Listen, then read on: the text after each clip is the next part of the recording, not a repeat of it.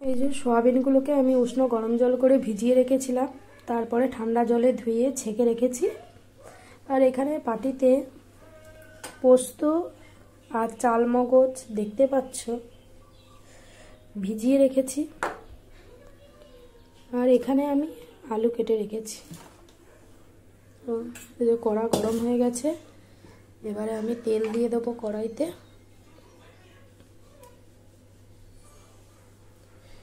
তেল দিয়ে দিলাম।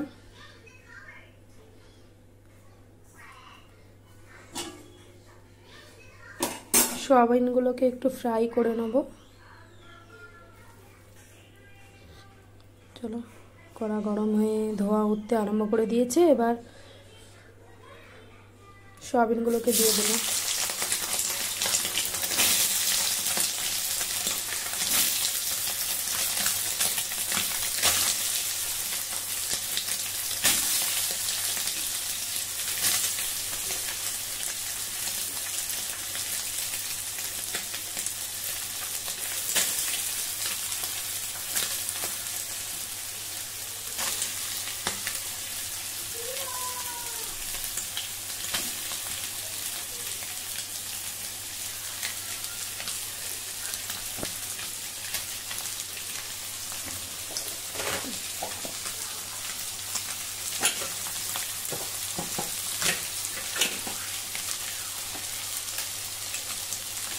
দিয়ে দেবো নুন,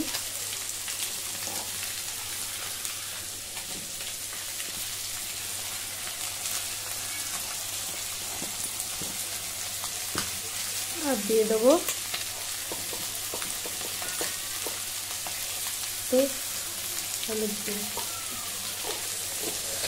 হলুদ গুঁড়ো আর নুন দিয়ে দিলাম। ফ্রাই করে নেব। তাহলে না বন্ধুরা, সয়াবিনগুলো একটু এরকম কাঁচা কাঁচা গন্ধ করে, সেটা আমার একদমই ভালো লাগে না। তো সয়াবিনগুলোকে আমি একটু এরকম করেই আমি একটু তেলে একটু ফ্রাই করে নিই।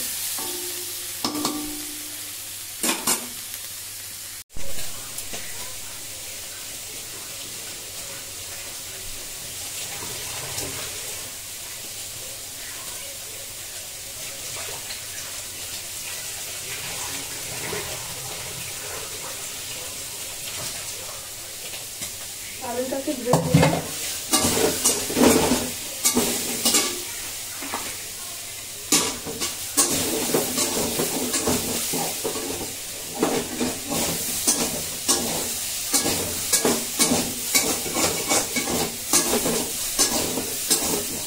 সয়াবিনটা অনেকটা ভাজা ভাজা হয়ে গেছে।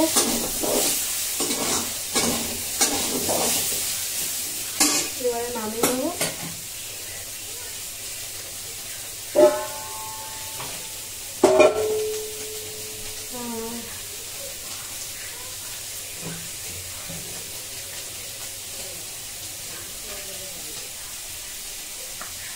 মিক্সিতে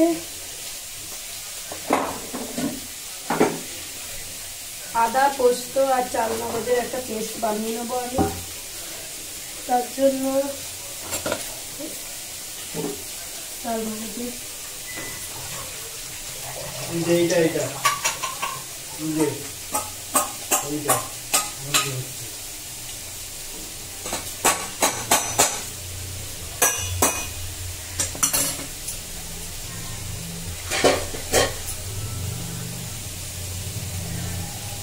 দাদাভাই তো একটু হাতে হাতে কাজ করে না, খেয়ে দিয়ে সব বাসনগুলোকে রেখে দিয়ে চলে যায়।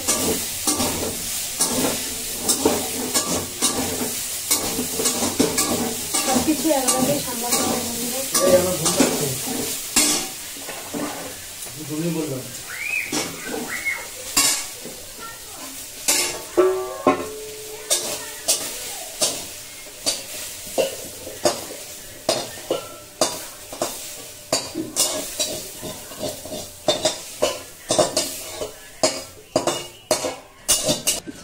আমার ছেলে তো এই সয়াবিনটাকে যে নুন দিয়ে ফ্রাই করলাম, এটাকেই এমনি এমনি খেতে খুবই ভালোবাসে।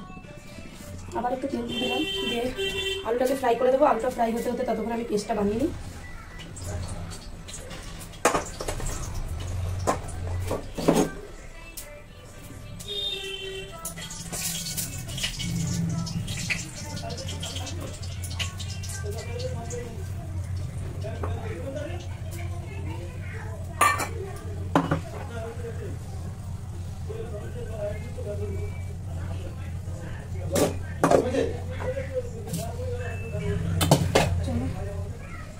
তেলের মধ্যে আমি একটু নুন আর একটু হলুদ দিয়ে দিলাম, দিয়ে এবার আলুগুলোকে দিয়ে দেবো।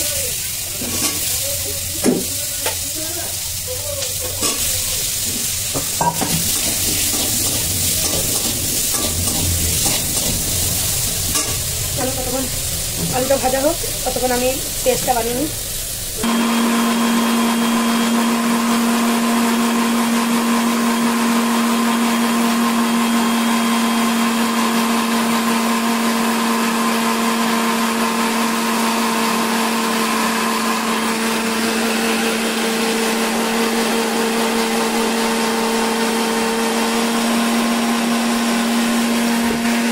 আলুগুলো ভাজা হয়ে এসছে,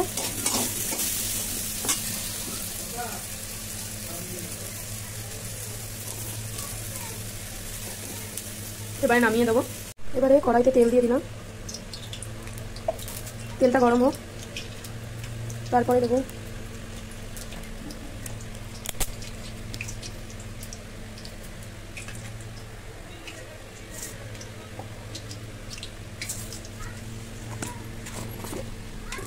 তেলটা গরম হলে দেবো একটা শুকনো লঙ্কা কুচি দিয়েছি, আর দুটো তেজপাতা, একটু গোটা দিয়ে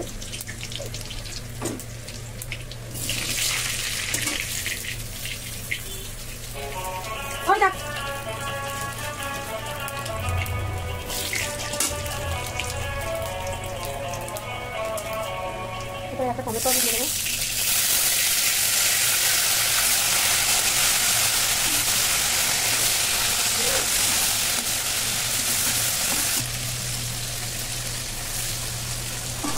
এবারে পেটে রাখা পেস্টটা দিয়ে দিলাম, দিয়ে সবগুলোকে একসাথে কষাবো, কষিয়ে নেবো একসাথে। দিয়ে দিলাম 1 চামচ হলুদ গুঁড়ি,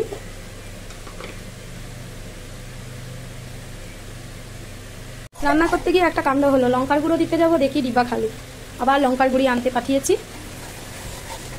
কি লাগছে লঙ্কার গুঁড়ি না দিয়ে এই কালারটা দেখেছো বন্ধুরা? লঙ্কার গুঁড়ি আবার দিয়ে ওপেন হবে কোনটা? ওইটাতে 1 চামচ লঙ্কার গুঁড়ি দিয়ে দিলাম। এবারে মশলাটাকে কষাবো।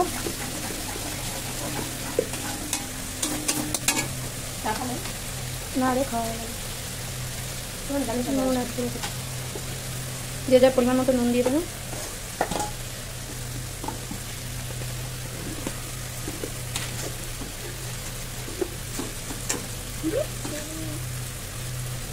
চিনি যে যার আন্দাজ মতো।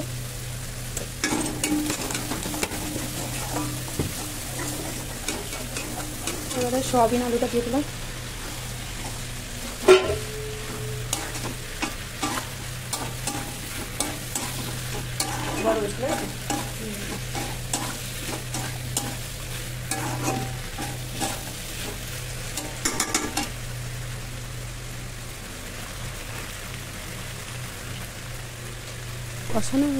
কষানো হচ্ছে হয়ে গেলে পরিমাণ রান্নাটা আমার কমপ্লিট হয়ে গেছে। এবারে একটু গরম মশলা দিয়ে আমি নামিয়ে দেবো।